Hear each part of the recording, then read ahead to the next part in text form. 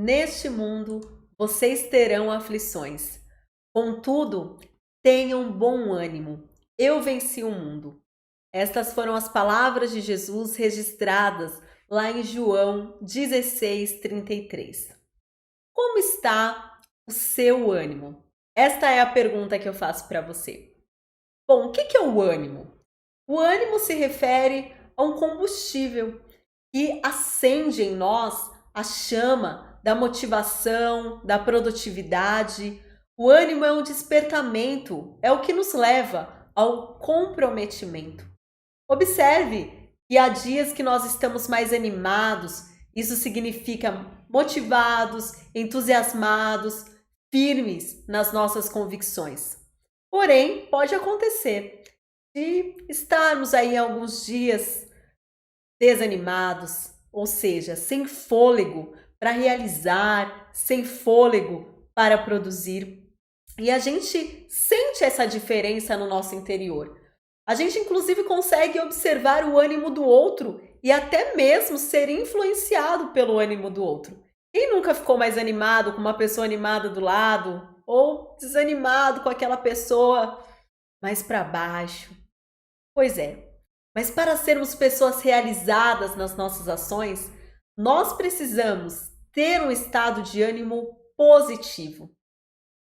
Uma pessoa, quando ela está em depressão, isso significa que ela está em um estado de ânimo caído, declinado. Logo, esta pessoa, ela está sem o potencial realizador. Por isso que ela fica inerte, ela fica cansada. O estado de ânimo, ele é resultado do nosso estado emocional. Se o seu estado emocional estiver alegre, fortalecido, seu ânimo estará para cima. Porém, se o seu estado emocional estiver debilitado, seu ânimo também estará. E o nosso emocional, ele é influenciado pelos nossos pensamentos. Então, dependendo dos pensamentos, eles vão se influenciar nas nossas emoções e aí diretamente vai influenciar no nosso ânimo, seja positivo ou negativamente. Talvez você se pergunte, seria possível nós sermos pessoas assim constantemente animadas, pessoas onde nunca o desânimo fosse nos tocar? Bom, humanamente falando, isso é impossível, porque nós somos seres que oscilam. Às vezes acontece aí os altos e baixos, acontecimentos que nos pegam de surpresa e de repente pode trazer um desânimo. Porém, existe um ânimo que vai além desta oscilação emocional. E este é o bom ânimo. O bom ânimo, que é esta ordenança que Jesus entregou aos seus discípulos. Os seus discípulos naquele momento estavam assim desanimados diante dos previstos acontecimentos que Jesus estava contando a eles. Imagina que eles estavam ali engajados em uma missão ao lado de Jesus, vivendo milagres, vivendo do extraordinário, e de repente Jesus inicia um discurso dizendo que algo aparentemente catastrófico estava por vir. Jesus, inclusive, mencionou que eles seriam perseguidos. Logo, os discípulos se viram frente a um futuro incerto. Observe, o estado de ânimo agora é afetado e possivelmente eles ficaram por um período desesperançosos, mais deprimidos. Será que você já passou por isso? Aquilo que era tão certo agora parece incerto. Aquele estado de estar em companhias de multidões é seguido agora pela solidão. Os projetos, as missões ficaram em um plano agora de sonho não concretizado. Bom, Jesus disse aos discípulos: não fiquem assim. Vocês vão passar por isso, mas vocês não estarão só. Eu enviarei o Consolador, o Espírito da Verdade, e a missão vai continuar, mesmo eu não estando aqui presencialmente e fisicamente, eu estarei através do Espírito Santo. Jesus diz: as aflições existirão, contudo tenham em mente que eu já venci o mundo. Por isso, tenham bom ânimo. E o bom ânimo, que Jesus estava se referindo não é somente uma disposição emocional para você viver, para você realizar a sua missão. O bom ânimo é uma certeza intelectual, emocional e espiritual que aquele, o Senhor a qual nós servimos, já venceu a este mundo. O bom ânimo é a firmeza de que nós estamos do lado do vencedor, ou seja, é uma mentalidade vencedora. Como é importante ter isso? Porque os maiores conflitos interpessoais que existem se refere ao desânimo. Quantas vezes a gente não ouviu, ou quem sabe verbalizou isso dizendo: desanimei, cansei, estagnei. E por isso, muitas vezes, muitas pessoas vivem num ciclo de procrastinação. Não sai do lugar, começa animado, inicia um projeto animado, mas logo vem, né? Logo surgem assim situações desanimadoras e aí a pessoa se entrega e aí fica neste ciclo, um ciclo que não tem fim.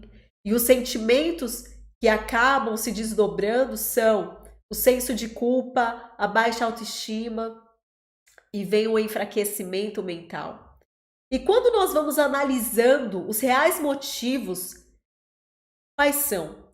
São crenças, crenças de pensamentos, e um deles é de incapacidade, é de insuficiência, e logo vem acompanhado do sentimento de solidão, onde a pessoa diz: eu estou sozinha neste barco da vida. Por isso, como vencer o desânimo? Como se apropriar do bom ânimo? Bom, primeiro é preciso entender que pensamentos de impotência, sim, são eles que enfraquecem o nosso estado de ânimo. Por isso é importante detectar estes pensamentos, porque são eles que levam ao estado de desânimo. Muitas pessoas, elas aprenderam ao longo da vida a se ver como impotentes. Elas sempre pensam: não posso fazer nada a respeito dessa situação. Olha só, estes foram os pensamentos dos discípulos de Jesus. Eles pensaram: como nós vamos seguir nesta missão sem a companhia de Jesus? Estaremos sozinhos. Sozinhos, parecia até mesmo impossível aquela ideia de que obras maiores fariam. Como isso parecia distante. E, gente, o sentimento de impotência, ele é bloqueador. Talvez eles tiveram esse pensamento por alguns momentos, né? Nada poderemos fazer a respeito. E a impotência aprendida significa que, por atravessar experiências da vida, você percebe que você não pode fazer nada para mudar uma situação negativa. Isso pode ter sido aprendido na infância, na adolescência, isso vai tomando forma ao longo da vida. E chega a determinados momentos da vida adulta que você nem tenta mais mudar uma situação, porque você já tem um veredito, uma voz interior dizendo para você: não adianta, vai dar errado, logo você não vai se esforçar. Por quê? Porque você não vai ter uma pretensão de encontrar uma solução, porque existe uma crença de impotência. Com isso vem a passividade e acaba fortalecendo um comportamento procrastinador. Quantas pessoas iniciam algo animadas, mas no fundo ela já tem essa ideia: não vai dar certo, eu não tenho esta potencialidade. E o que eu estou dizendo para vocês é inclusive baseado nos estudos do Dr. Seligman, um grande nome aí da psicologia positiva. Ele fez diversos experimentos para confirmar exatamente isso, de que passar por experiências desagradáveis, se nós tivermos a sensação de que nada nós podemos fazer a respeito, para alterar aquela situação, a gente não vai fazer mesmo nada a respeito. A gente vai ficar imóvel, a gente vai ficar sentindo dor, a gente vai ficar se lamentando, mas nada vai fazer a respeito para mudar aquela situação. Por quê? Porque a gente aprendeu a se ver como impotente. Por que muitas pessoas permanecem em relacionamentos abusivos, não é mesmo? Porque se vê até mesmo impotente. Quantas N situações existe essa crença por trás? Bom, se percebermos que as nossas ações podem produzir mudança, então a gente vai lutar, a gente vai ter ânimo para lutar, para afastar a dor, e a nossa tendência será fazer todo o esforço necessário sem perder o ânimo. Agora, talvez você se pergunte o que leva algumas pessoas então a terem um ânimo positivo e um ânimo negativo. Umas mais animadas e outras mais desanimadas. Bom, as de ânimo negativo, elas vivem com um sentimento de insegurança, sempre passivas, veem assim os eventos da vida como algo incontrolável, elas realmente veem a situação dizendo assim, eu não posso fazer nada. E aí elas travam. Agora, as de ânimo positivo, elas sempre estão motivadas, porque elas recebem os eventos negativos de outra forma. Elas entendem que os eventos negativos, eles são mutáveis, ou seja, eles são temporáveis. Ela vivencia uma situação desagradável e ela diz, olha, isso vai passar, eu posso fazer algo a respeito, esta situação não é única. Ou seja, são pessoas mais otimistas, logo mais animadas. Então, quando Jesus disse que enviaria o Espírito Santo, ele estava dizendo que nós não estaríamos só. E também estava dizendo, ao concluir, dizendo que já tinha vencido o mundo, ele estava afirmando isso nos nossos corações. Olha, vocês não são impotentes. Vocês sempre poderão fazer algo a respeito diante de uma situação. Para todo problema há uma solução. Sabe por quê? Porque eu já venci a este mundo. Às vezes, é claro, a solução não está na forma como nós gostaríamos que fosse. Porém, ainda assim, a solução existe. Ter o bom ânimo é ter esta convicção.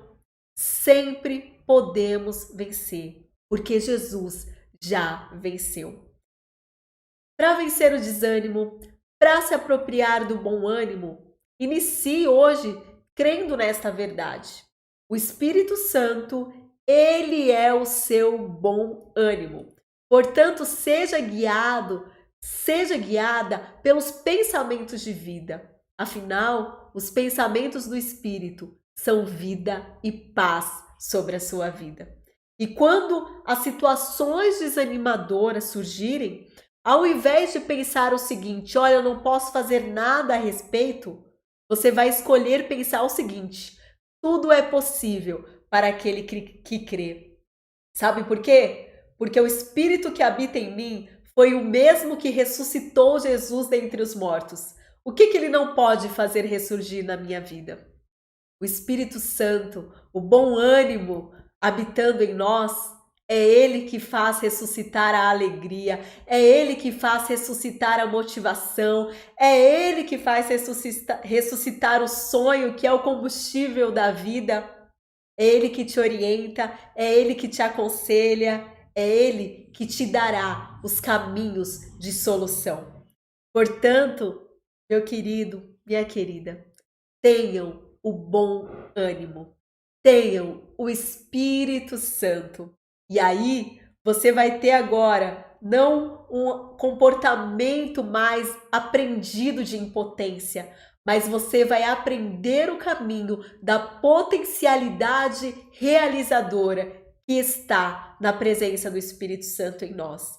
Portanto, creia nesta verdade, tenha bom ânimo, porque Jesus já venceu o mundo. Para todo problema há uma solução. Comece a se movimentar. Acredite, a solução existe. Que este seja o ânimo que te motive, que te encoraje.